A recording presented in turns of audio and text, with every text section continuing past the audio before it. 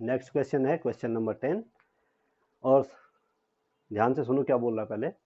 ये कह रहा है सिद्ध कीजिए कि किसी बाह्य बिंदु से वृत्त पर खींची गई स्पर्श रेखाओं के बीच का कोण स्पर्श बिंदुओं को मिलाने वाले रेखाखंड द्वारा केंद्र पर अंतरित कोण का क्या होता है, संपूरक होता है। ये एक वृत्त है, ये क्या है, देख रहा है आपको वृत्त जैसा, ठीक है ना। अब इस यहाँ कोई बाह्य बिंदु है भाई, ये वृत्त का केंद्र है, और यहाँ कोई बाह्य बिंदु से वृत्त पर स्पर्श रेखाएं खींची है भाई। ये कोई बाह्य बिंदु क्या है, ये वृत्त है, इसका केंद्र O है, और बाह्य बिंदु P से वृत्त पर खींची गई स्पर्श रेखाएं क्या है, PA और PB है, ठीक है ना। अब स्पर्श रेखाओं को केंद्र में मिलाने वाला रेखाखंड ये है भाई, ये और ये, ठीक है। आप कह सकते हैं कि इसको भी मिला सकते हैं आप चाहो तो, लेकिन मैं नहीं मिला रहा हूं, ठीक है ना। स्पर्श रेखाओं को मिलाने वाला रेखाखंड जो है क्या हो जाएगा, ये हो जाएगा वैसे ये, ठीक है ना। और इस रेखाखंड AB द्वारा केंद्र पर अंतरित कोण हो जाएगा AOB, ठीक। और इनके बीच का कोण हो जाएगा ये, स्पर्श रेखाओं के बीच का कोण है क्या, APB, और केंद्र पर अंतरित कोण है AOB। आपको बताने कि ये कोण धन ये कोण बराबर कितना, 180 डिग्री, ये बताना है, ठीक है। आप सबसे पहले लिखोगे, दिया है चित्रानुसार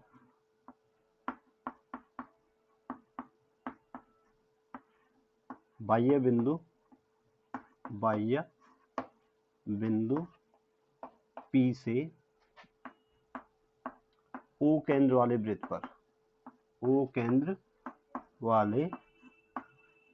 वृत्त पर खींची गई स्पर्श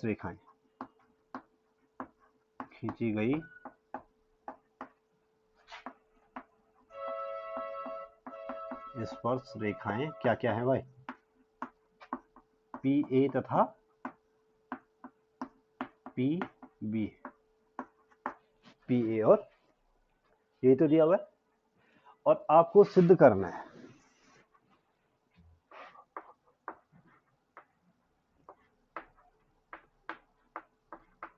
क्या सिद्ध करना है, आपको सिद्ध करना है कि स्पर्श रेखाओं के बीच का कोण, यानी कि कोण APB, कोण APB प्लस कोण AOB बराबर 180 डिग्री।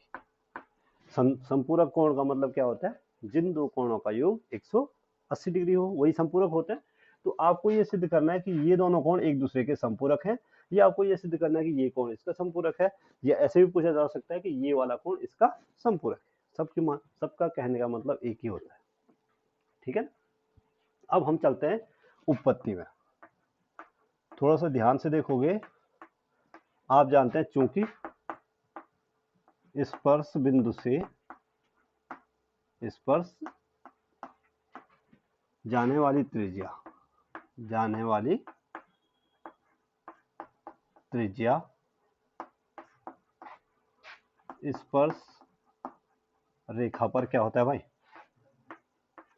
स्पर्श रेखा पर लंब होती है नहीं होती, क्या है प्रमेय, कौन सी है, प्रमेय 10.1 है, यही है, स्पर्श बिंदु से जाने वाली त्रिज्या स्पर्श रेखा पर क्या होती है, लंब होती है। इसलिए आप कह सकते हैं कोण OAP कितना डिग्री, 90 डिग्री, कोण OBPB कितना, 90 डिग्री। समीकरण नंबर बना दो कंबाइंड करके एक समीकरण नंबर, ठीक है। अब पुनः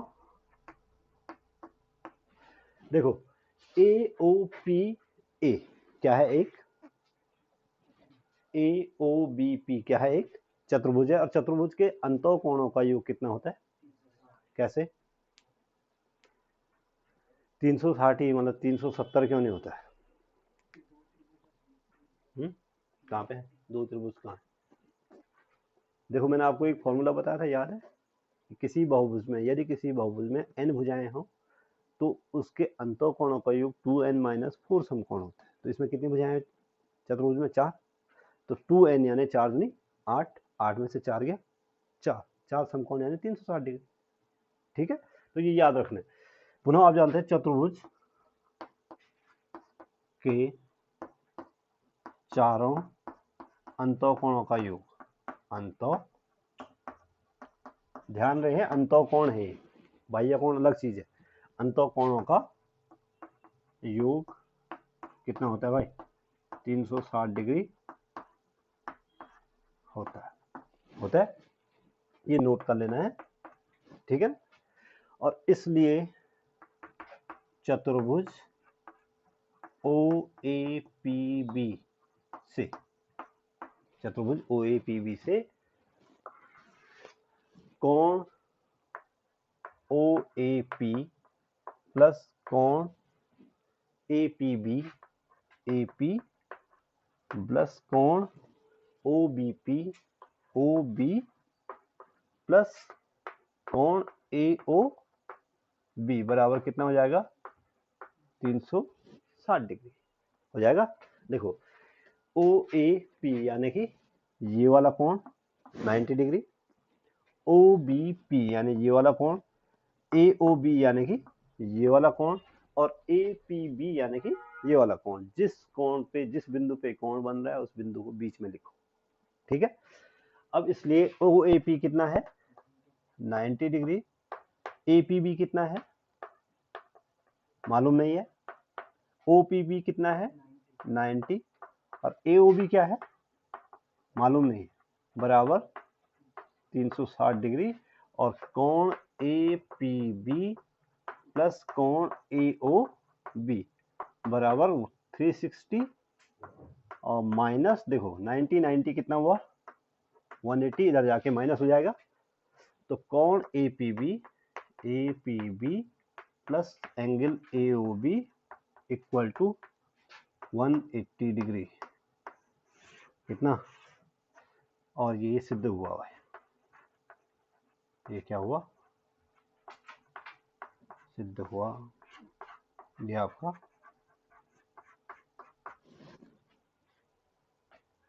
आसान है, नोट करो।